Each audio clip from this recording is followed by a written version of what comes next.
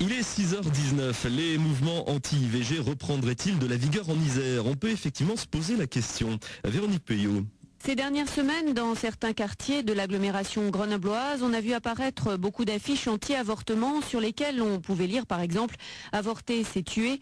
Anne-Laure, 19 ans, milite à l'association SOS Tout Petit. C'est plutôt de nuit pour éviter qu'on ait trop, évidemment, qu'il y ait des gens qui nous interceptent toutes les 5 secondes. Et à la vue de tout le monde, bah oui, puisqu'on a les affichages libres, donc les voitures passent et puis voilà. Et donc sur les affiches, qu'est-ce qu'on peut voir ? Alors donc elles sont en couleur, donc on voit un fœtus évidemment, qui justement dit par exemple papa maman laissez-moi vivre.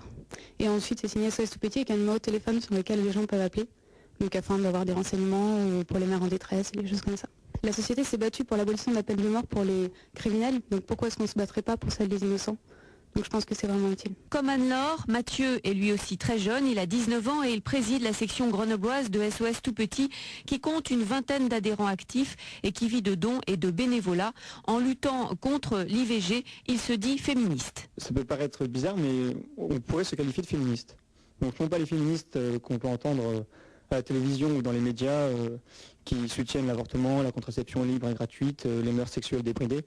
Nous sommes plutôt des féministes dans le sens où nous voulons la libération de la femme. Aujourd'hui, si on fait un état des lieux de l'avortement, on verra quoi? On verra déjà le meurtre d'environ 7 millions d'enfants depuis 1975.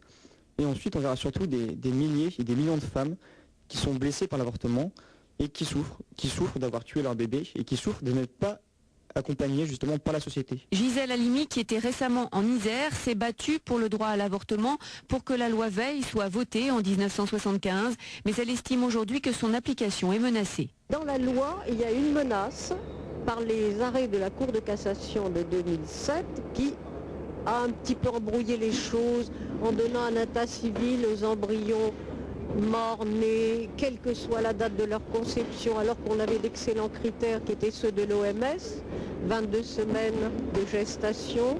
Bon, tout ça a été un petit peu embrouillé. C'est donc une menace. Et la menace est d'autant plus grande qu'il y a une menace dans les pays d'Europe. Si vous voulez, les églises reprennent du poil de la bête et se manifestent. C'est pour ça que vraiment j'appelle les femmes à défendre ce qui est la liberté des libertés, le droit de choisir, de donner la vie. Benjamin Elie, Véronique Peuillot, France Bleu Isère.